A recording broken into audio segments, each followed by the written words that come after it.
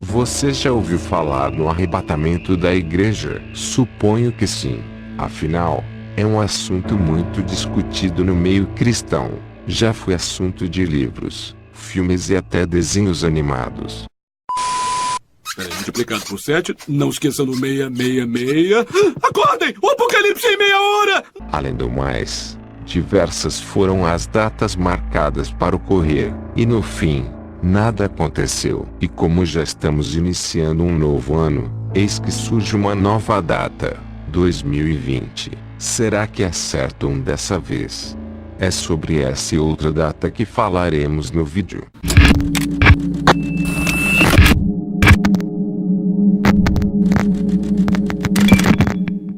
Em primeiro lugar, temos que entender o que é o arrebatamento. Para quem não sabe, trata-se de um evento bíblico, no qual os seguidores de Jesus Cristo, tanto vivos, como os que morreram crendo nele, serão transformados e levados a encontrar-se com ele nos ares. Em 1 Tessalonicenses 1, versos 16 e 17 diz: Porque o mesmo Senhor descerá do céu com alarido, e com voz de arcanjo, e com a trombeta de Deus, e os que morreram em Cristo ressuscitarão primeiro. Depois nós, os que ficarmos vivos, seremos arrebatados juntamente com eles nas nuvens, a encontrar o Senhor nos ares, e assim estaremos sempre com o Senhor. Esse é o arrebatamento tão aguardado pela Igreja de Deus. A questão é, quando ocorre esse evento? Existem 3 linhas de pensamento em relação ao período que ocorre o arrebatamento. Para muitos, e a mais comum interpretação, que já foi tema de livros e filmes, é aquela que ocorre antes da grande tribulação, ou seja, a Igreja de Deus não será perseguida, e todos os que ficarem, inclusive cristãos que viviam de aparências, vão sofrer por 3 anos e meio a ira do anticristo, e conseguirão a sua salvação pela dor. De forma bem resumida, essa é a interpretação mais comum no meio cristão. Os que defendem essa linha de interpretação são chamados de pré-tribulacionistas. A segunda linha de interpretação, mas que não é tão comum, são aqueles que acreditam que o arrebatamento ocorrerá na metade dos últimos 7 anos da Terra. Basicamente, é assim: o anticristo terá um reinado de 7 anos, os primeiros 3 anos e meio serão de paz para o mundo, mas quando o povo de Deus é tomado da terra no arrebatamento, começa então a grande tribulação para os que ficarem. Os que defendem essa linha de pensamento são chamados de mid-tribulacionistas.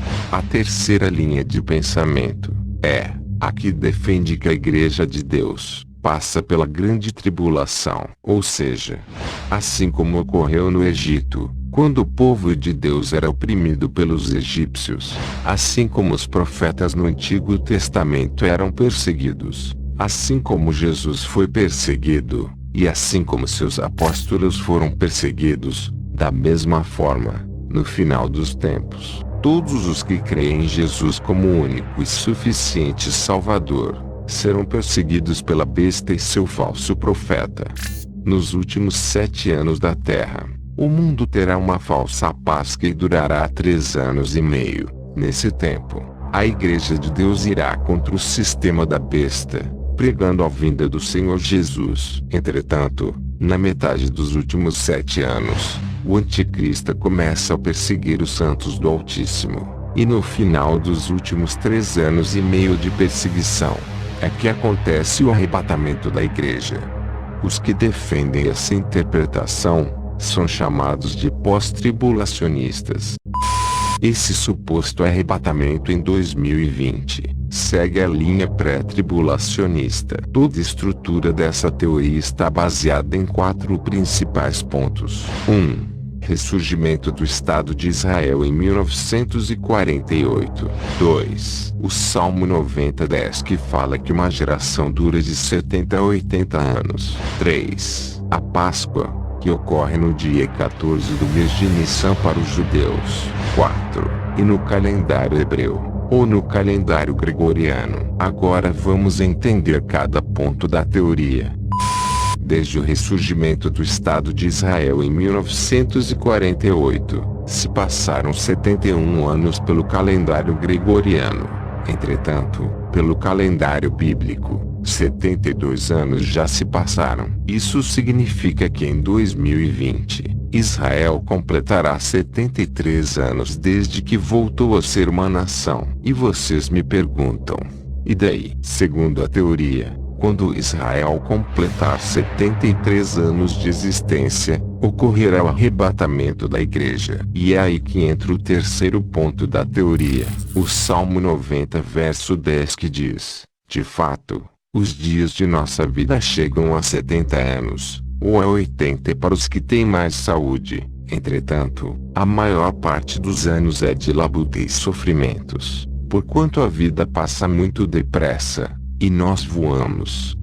Como uma geração para Deus, dura até 80 anos. Quando Israel completar 73 anos, restariam apenas mais 7 anos para findar a última geração do povo de Deus. Então, em 2020, quando se completarem os 73 anos de Israel, a igreja é arrebatada, restando apenas mais 7 anos de existência, 3 anos e meio de falsa paz, e mais 3 anos e meio de tribulação. Então vocês me perguntam, o que a Páscoa tem a ver com tudo isso? Pois bem, a teoria não nos dá apenas o ano do retorno do Messias, mas também o dia, exatamente o dia em que os judeus celebram a Páscoa, no dia 14 de Nissan, que corresponde a 8 de abril no nosso calendário. Mas, se o Senhor não arrebatar o seu povo nesta data, é porque Deus não usou o calendário bíblico, mas sim o calendário gregoriano. Então, no caso, o arrebatamento só ocorre na Páscoa de 2021. Agora, talvez você esteja se perguntando, por que o Senhor tem que voltar justamente na Páscoa? Segundo os defensores da teoria, como a Páscoa é uma festa que marca a saída do povo hebreu da escravidão no Egito para a Terra Prometida, da mesma forma, o Senhor vai retirar o seu povo da escravidão do mundo para a sua pátria celestial, no mesmo dia que libertou seu povo da escravidão no Egito, no dia 14 do mês de Nissan, que para nós, corresponde ao mês de abril do dia 7 para o dia 8, seguindo o calendário lunar bíblico. Simples assim. Bom, porque eu não acredito em tal teoria de arrebatamento para 2020 ou 2021. Primeiro que essa ligação de arrebatamento com a Páscoa não faz o menor sentido. Quando o povo de Deus celebrou a Páscoa no Egito, e aspergiu o sangue do Cordeiro Pascal sobre os umbrais das portas, naquele momento, era como se o povo de Deus estivesse sendo selado. O Senhor estava separando o santo do profano. Então, a morte chega para os primogênitos do Egito, e o faraó dá ordem de liberdade para o povo de Deus. Essa tipificação da teoria, de que o Egito simboliza o mundo, e faraó é Satanás que governa o mundo, até está correta. Mas, o arrebatamento não tem nada a ver com o povo de Deus saindo do Egito, ou seja, saindo do mundo e indo direto para a Terra Prometida. Porque entre a saída do Egito e a Terra Prometida, havia ainda um grande deserto a ser percorrido. Não se pode anular o deserto que o povo passou por 40 anos. Volto a dizer, o Egito realmente tipifica o mundo, e Faraó é a tipificação de Satanás, mas ainda existe um deserto a ser percorrido por cada um de nós. Quando aceitamos ao Senhor Jesus Cristo como nosso Salvador, é como se nós pegássemos aquele sangue do Cordeiro Pascal, e aspergíssemos nos umbrais da porta não mais física, mas sim, do nosso coração. Assim estamos selados no Senhor e prontos para sair do Egito, ou seja, para sair deste mundo. No Evangelho de João, capítulo 15, verso 19 diz assim: se fosseis do mundo, ele vos amaria como se pertencesseis a ele. Entretanto, não sois propriedade do mundo, mas eu vos escolhi e vos libertei do mundo. Por essa razão, o mundo vos odeia. O Senhor nos chama para uma nova pátria, uma nova terra, Mas isso não significa que antes dessa terra prometida pelo Senhor, não exista um grande deserto a ser percorrido por cada um de nós. E nesse deserto, todos são testados, muitos esmorecem, perdem a fé, outros caem, outros estão desejando voltar para o Egito, alguns estão rastejando, mas ainda estão caminhando em direção à terra prometida, e muitos morrem pelo deserto, porque o tempo de entrar nessa terra ainda não chegou. Além do mais, a Páscoa não é a única festa determinada por Deus ao seu povo. No total, são 7 festas fixas, ou seja, 7 tempos determinados por Deus, para que o seu povo celebrasse. A primeira festa era a Páscoa. No dia seguinte à Páscoa, celebrava-se a festa dos pães ázimos. Nessa festa, por 7 dias, o povo de Israel deveria comer pão sem fermento, e se preocupar em retirar todo o fermento de sua casa. A festa seguinte era a festa das primícias, também conhecida como Festa dos Primeiros Frutos, que era comemorada no primeiro dia após o sábado dos pães ázimos. Neste dia, os israelitas deviam apresentar no templo o primeiro produto da colheita. O sacerdote pegava o molho e o mexia perante o Senhor. A festa seguinte, ou seja, a quarta festa determinada pelo Senhor, era a festa do Pentecostes, ou festa das semanas, que acontecia 50 dias após a festa das primícias. Este dia, na verdade, era uma santa convocação. Os israelitas deviam apresentar 2 pães como oferta mexida ao Senhor. A quinta festa é a festa das trombetas. Ocorre no primeiro dia do 7º mês dos judeus. Neste dia, que era uma santa convocação, nenhum trabalho servil devia ser feito. No templo, eram tocadas as trombetas. Este dia anunciava a proximidade do juízo, o dia da expiação. A sexta festa é o dia da expiação, o Yom Kippur, que ocorre no dia 10 do 7º mês. Era o dia mais importante no ciclo das festas junto com a Páscoa. Esse é o dia em que todo Israel chora por seus pecados. Era o único dia do ano em que o sumo sacerdote podia entrar no Santíssimo Lugar, ou Santo dos Santos, o lugar mais sagrado do tabernáculo, para fazer expiação pelos pecados do povo. A sétima festa é a festa dos tabernáculos, ou Sukkot. É também chamada de festa das tendas ou cabanas. No dia 15 do 7º mês, essa é a festa do recolhimento da colheita, a terceira das festas da colheita, uma grande temporada de júbilo e alegria. A festa comemora a provisão e o abrigo de Deus durante o êxodo, e ilustra a sua habitação no mundo por vir. Cada uma dessas festas foi estabelecida pelo próprio Deus para que o povo de Israel celebrasse anualmente.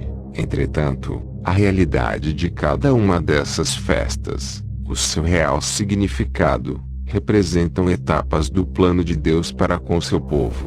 Não vou me ater muito sobre os detalhes das festas, porque exige muito mais tempo, exige um vídeo inteiro para tentar explicar todo o seu real significado. É um assunto riquíssimo e essencial para a compreensão das Escrituras.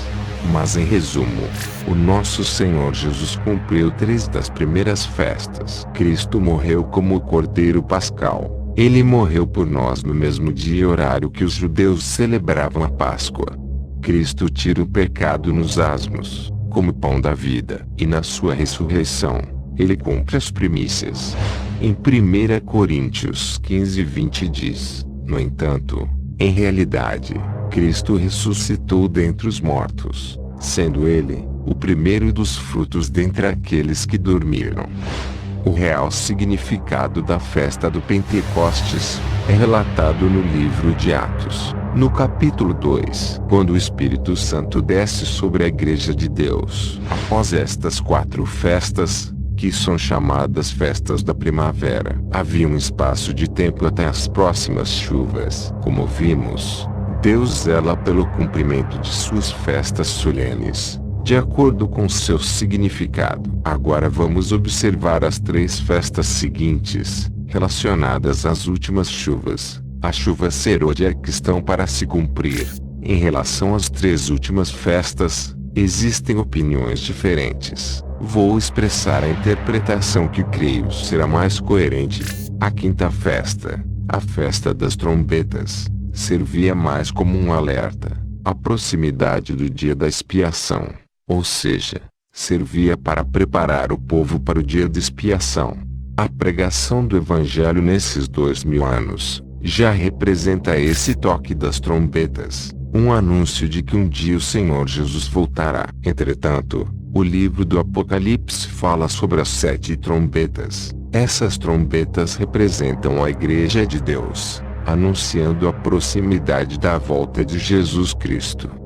No dia da expiação, o sumo sacerdote entrava uma vez no ano, no lugar santíssimo do tabernáculo, para fazer expiação pelos pecados do povo, enquanto que toda a congregação de Israel aguardava do lado de fora a saída do sumo sacerdote. Apenas quando o sumo sacerdote saía do Santo dos Santos, é que o povo estava santificado, para poder entrar na próxima festa, a festa dos tabernáculos. A realidade da festa se cumpre em Jesus Cristo, quando ele ascende aos céus no 1º capítulo do livro de Atos. É uma representação do sumo sacerdote, entrando no Santo dos Santos, para fazer expiação por nossos pecados. Enquanto nós estamos do lado de fora, aguardando a sua saída do Santo dos Santos, ou seja, do céu, com nossos pecados expiados, para podermos entrar para a próxima festa. E na 7ª e última festa, cumpre-se o que está escrito no livro do Apocalipse capítulo 20, verso 4. Olhei e vi tronos, e foi entregue o poder de julgar aos que neles se assentaram, e vi as almas dos que foram degolados por causa do testemunho de Jesus e da palavra de Deus, os que não adoraram a besta nem tampouco a sua imagem, e não receberam o sinal na testa nem nas mãos. Eles reviveram e reinaram com Cristo durante 1000 anos.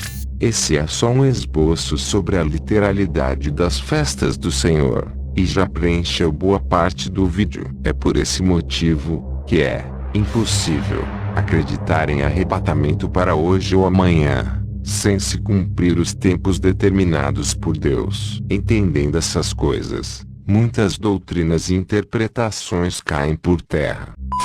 Perceba como Deus segue uma cronologia, onde cada coisa acontece no seu devido tempo. Dos 7 tempos determinados por Deus, 4 se cumpriram em sequência. Jesus cumpre a Páscoa, asmos e primícias. Depois se cumpre o Pentecostes.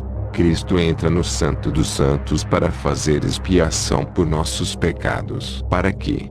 Para voltar na Páscoa. O Senhor não deu 4 passos para depois dar um salto atrás até o ponto de partida novamente. Óbvio que não. Por isso, não se atenham a essas teorias, pois quem anda propagando esse arrebatamento para 2020 são os mesmos que diziam que o povo seria arrebatado em setembro de 2017.